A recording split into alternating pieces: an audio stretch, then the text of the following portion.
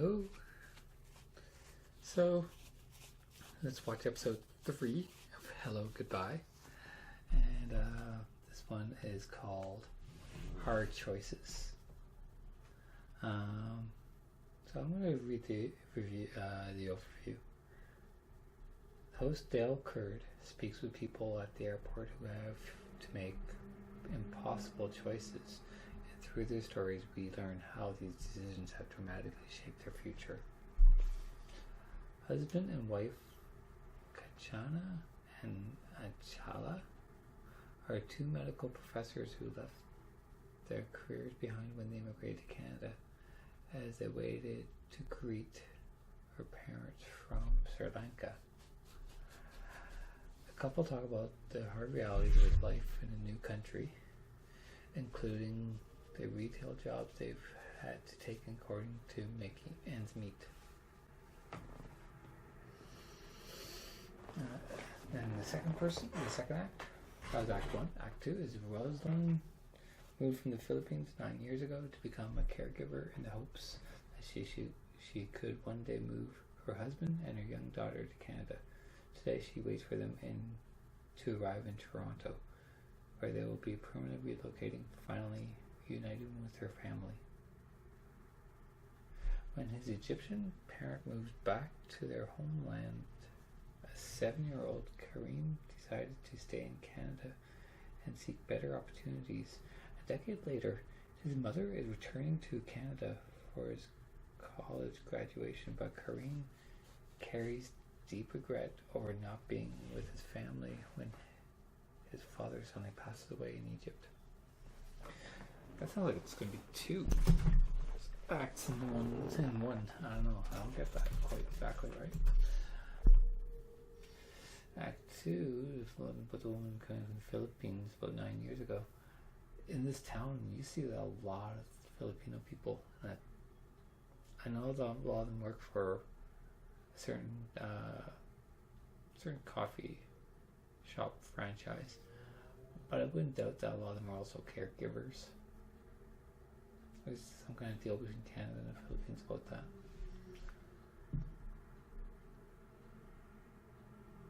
Now, what about Egyptian parents and a 17-year-old Kareem who decided to stay in Canada?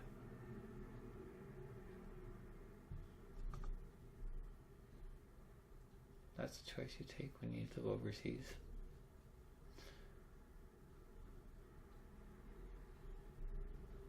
And the final act, Catherine's family moves to Canada from the Philippines looking for a better life. So the young woman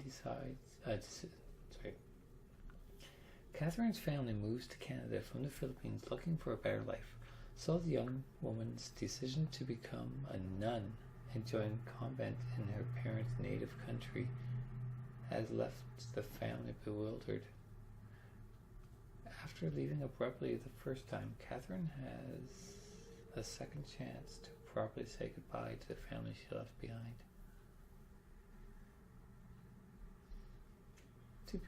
Two stories from the Philippines.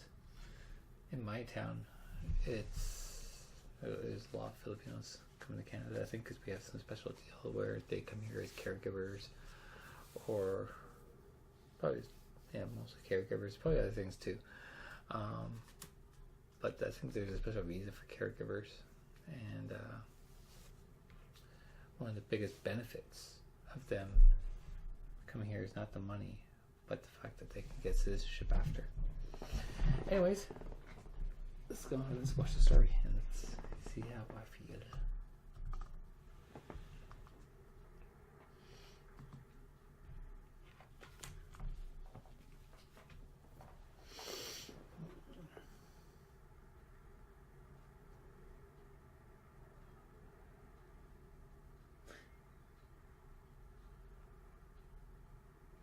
Hello, goodbye.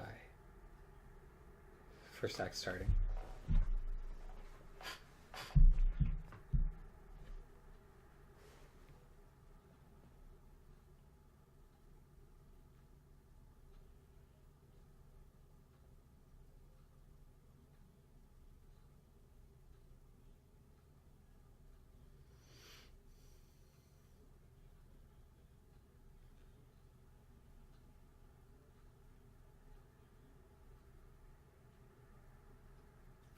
So Toronto Pearson Airport.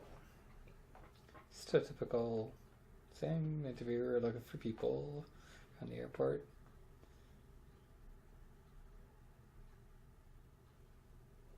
Okay. He found a couple from Sri Lanka. Sri Lanka. Not sure how I pronounce exactly. They've been in Canada 3 years now. Almost 3 years. And their family's coming in.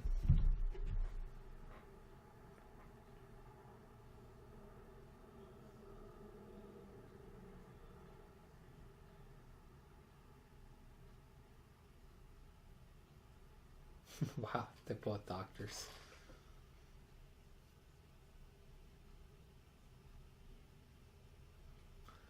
I see. So they've been here almost 3 years. They've had to redo some education. Everything from the beginning. He's working at Walmart. And she works at Value Village.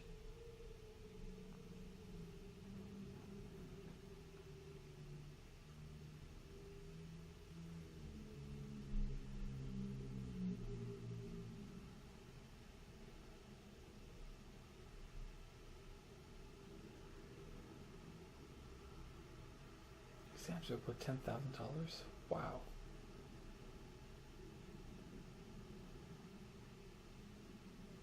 Quite expensive taking an exam here as a foreign student.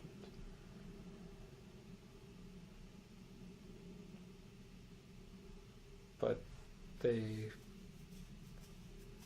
I'm assuming they are, they're not, I wonder if they're Canadian citizens yet or not.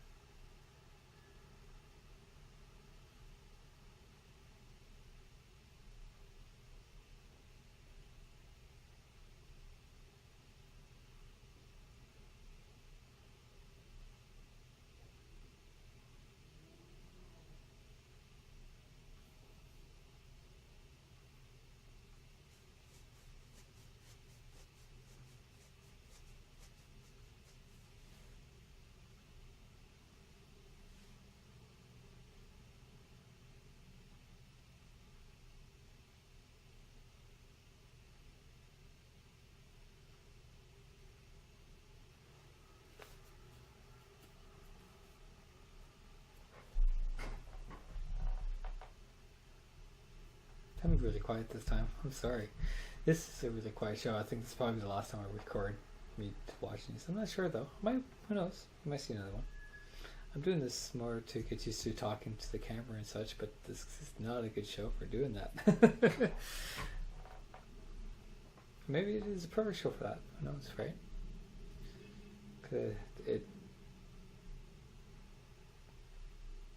I think I'm just too much of an introvert in general. I think no matter what the show is, it'd be tough. Oh, they just met their parents, saw their parents.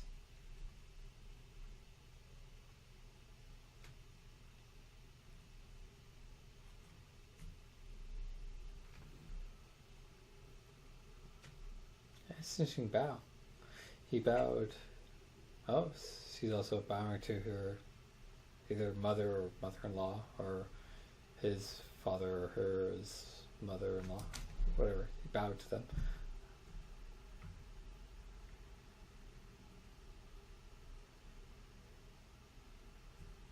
Bow right to the ground.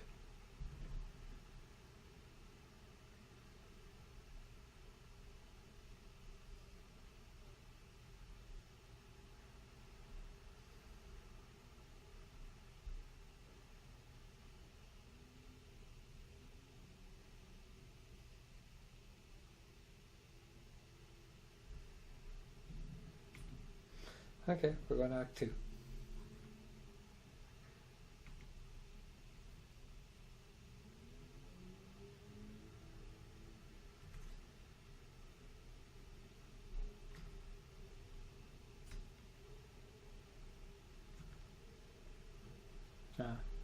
The first Filipino lady, the caregiver,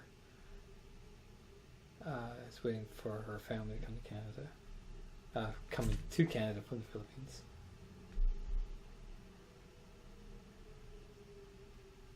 And what's really nice, oh wow, she's been away for 9 years. What's really cool is that her employers are actually there with her too, as for support.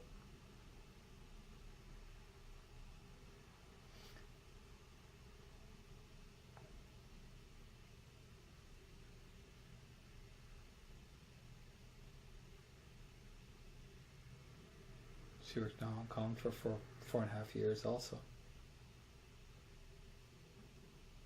So that means she's been traveling for about 13 years then.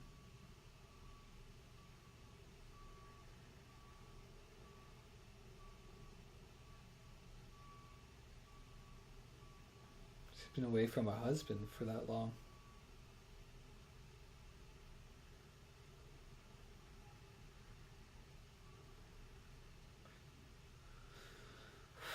Wow, that's a long time.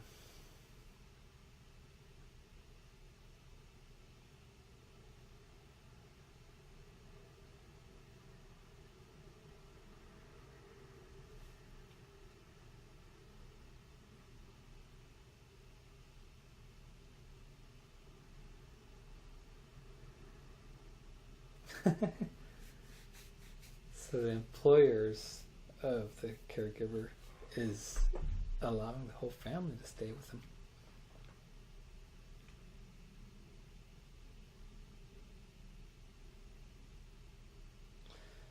This is what I think Canada should be doing so much. People helping, we should be helping people individually. It's so hard to talk while I'm watching a show. I think that's one of the biggest problems that they're going through here. Maybe if I remember, I'll discuss it with this after.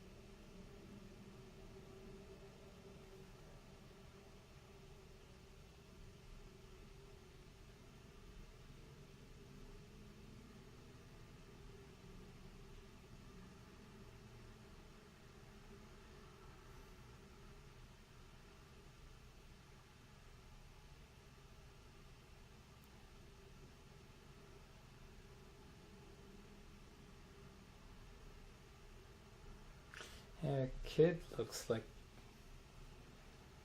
really well grown.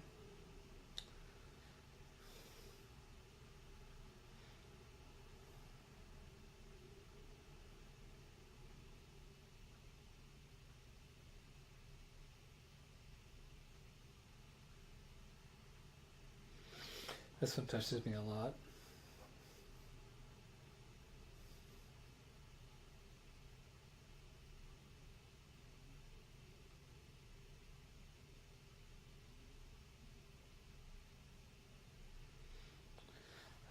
Actually, that one is very touching.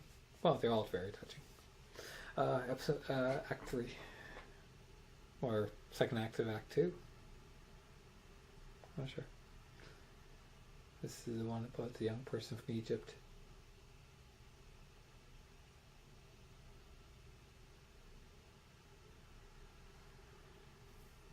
It's been 4 years since he's seen his mother. He's been in Canada for 13, 14 years by himself.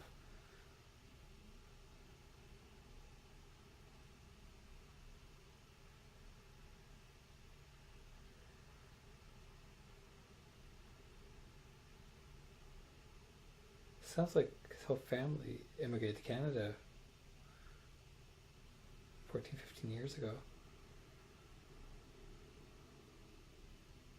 But they went back.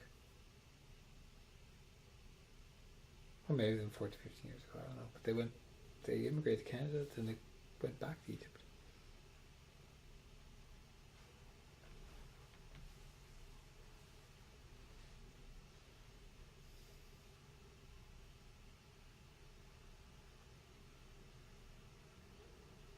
In 5 or 6 when he came to Canada.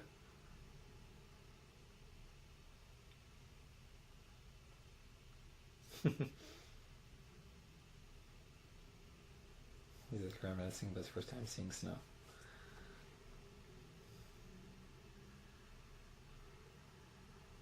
We also have a lot of people from Egypt in Canada.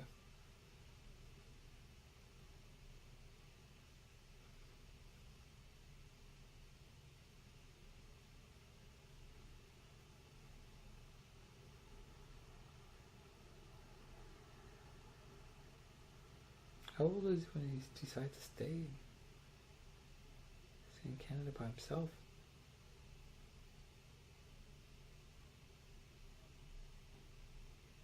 His dad passed away when he moved back to Egypt.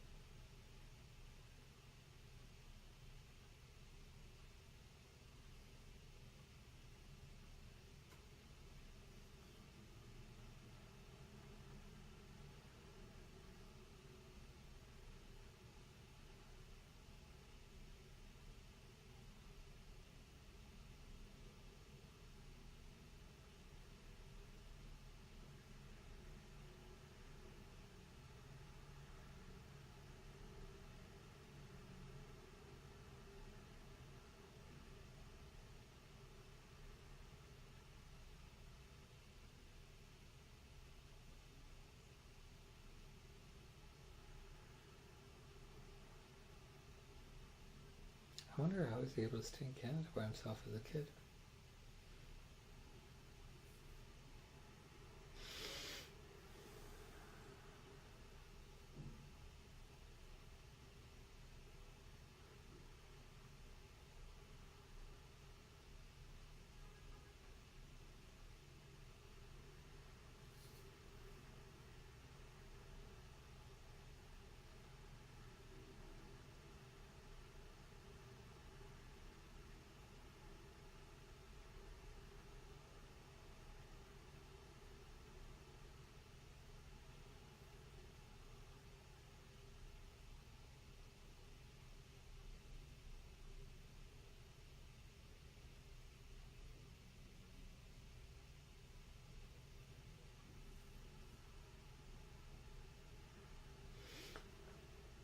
Seems like he often leaves before the person shows up. The last couple people he talked to, but they continue filming to see the union of the people. So it's kind of nice. He just met his mother. He hasn't met in 4 years, he said. Dad passed away in Egypt after he left Canada. Like, after his father left Canada, he stayed behind. I just realized my voice is really low. Hopefully you can hear me okay.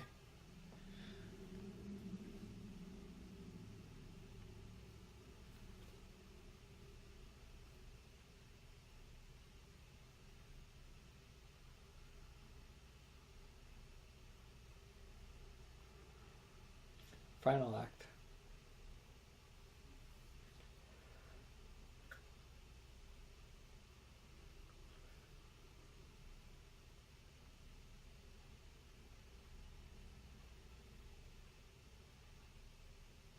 So, a nun is leaving her family to join a convent in the Philippines. She's been a nun maybe 8 years, 9 years, depending when this is filmed.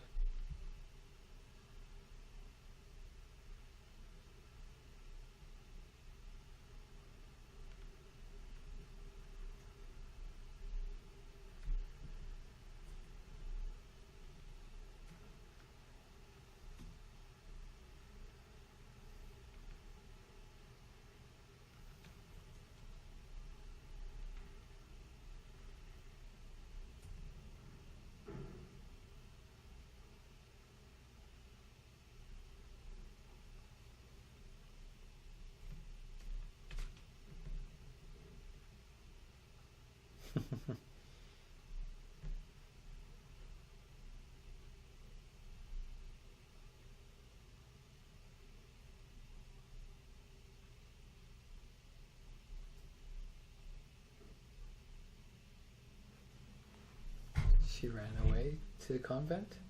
That's what it sounds like.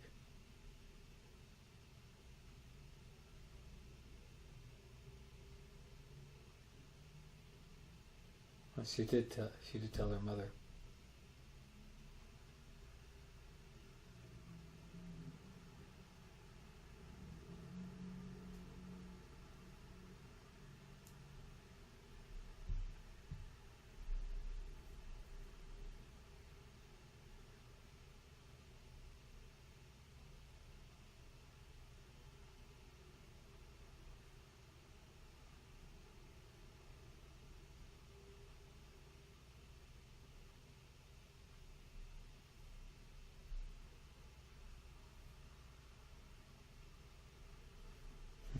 Her mother came to Canada.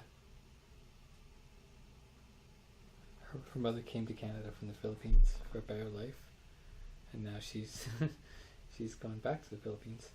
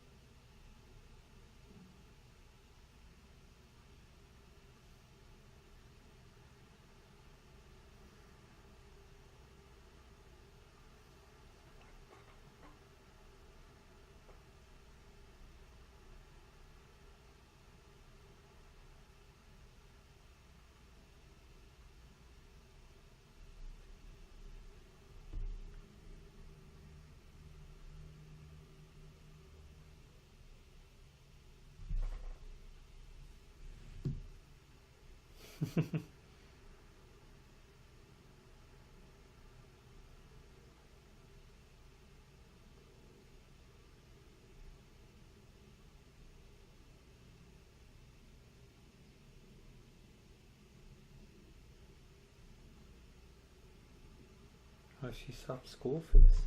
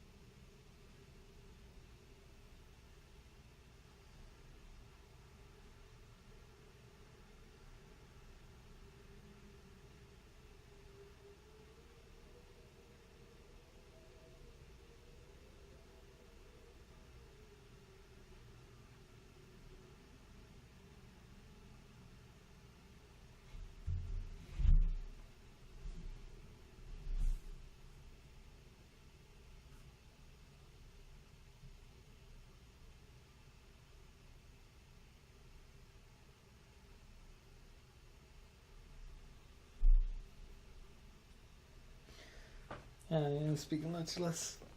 I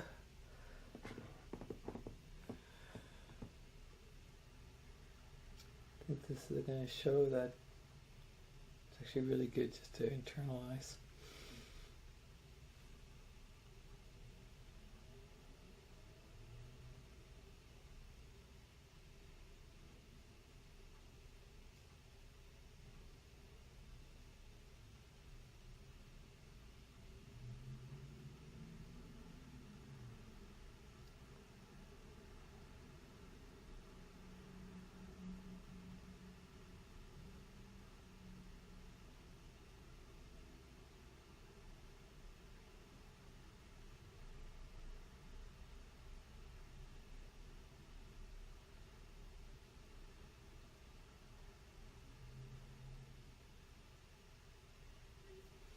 All finished. Okay, I said I was going to talk a little bit at the end, but I don't want to get too detailed. I just want to to say that this episode seemed to be a lot about, well, it was about hard choice about leaving the country or, I don't know.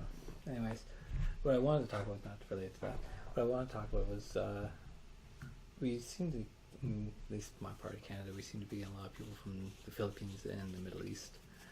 And it's really interesting because Canada goes through waves of different kinds of people coming here. And that's the current wave of people. And it's just interesting to see, first off, to see the changes, because I moved to this town about 15 years ago, and I traveled Korea for about 11. No, I've been here about 16 years maybe now. And I was traveling for about 10 to 11 years. And I always come back every year, so I would visit my family for a month and I'll go traveling again. And I saw this place go from very Eurocentric kind of place to now it's still probably very Eurocentric, but you've definitely seen a lot of people come in the last, say, 10 years. You've seen a lot of people come from the Philippines and the Middle East. And it's just interesting to see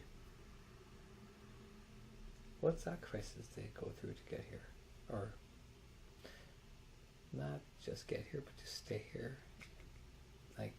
And maybe rebuild their life. Like the Sri Lankan couple, they had to go back to school completely and to take very basic jobs to get their re-education, because you have to have a Canadian education to get into the medical field. You can't just transfer all your credits over that easily. Or Filipinos, there's some kind of deal between Canada and the Philippines where if they come to Canada, I could be saying this completely wrong. This is just me. I'm not reading any script or anything like that. But I think they come to Canada for like 3 years or something like that as caregivers. And during that time, they got a different minimum wage than other jobs. It's much lower. But they have to be still taken care of for the shelter and stuff like that. So, for that trade-off, they get to eventually become, I think they get to incorporate that time as part of their ability to immigrate here. And Canada's got a pretty, you can immigrate here pretty fast if you have something like that. And I just think it's really nice to see. I bet, now I could be totally wrong, but I get the impression that most Filipinos are probably treated fairly okay. Like, there's a different minimum wage, so you need to argue about that, but I just mean from the emotional perspective, I feel like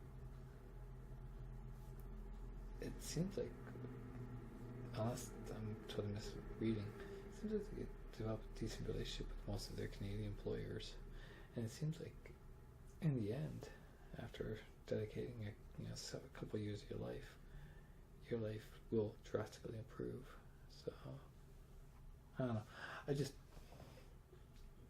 That one with the Filipino person was really interesting. She has sacrificed a lot, though. She's been in Canada a long time, and she has to go through Hong Kong, apparently, which she had to work through many years also. So it's not directly from the Philippines. So for her, that must have been incredible. Like, I think it was like, guessing about 14 years before she can settle here. But she was I guess what I'm trying to say is she was very lucky to find Canadian couple that treated her very well. But that's the kind of thing I want Canada to do, is not necessarily that, but I mean, like, I want individual Canadians meeting up with individuals from another country and making their individual lives better with some kind of tight bond. And in turn, we should be helping them out, helping those individuals out. But if there's a way we can take it even one step further by helping those individuals to help them help their country somehow. Of course, just helping them is plenty, right? we could find a way to make it one step further. And, like, Canada could pick one country and just say, you know what? How can we help? Just to make the world better for that one country. And every well-off nation could do that. You know? Because we can learn a lot from each other. Anyways, that's the end of this episode. I said, I don't know if I'll probably watch another one. I don't see why not. But it's a very internal feelings kind of show. And for someone like me, it's really hard. So take care, and hope you enjoyed it.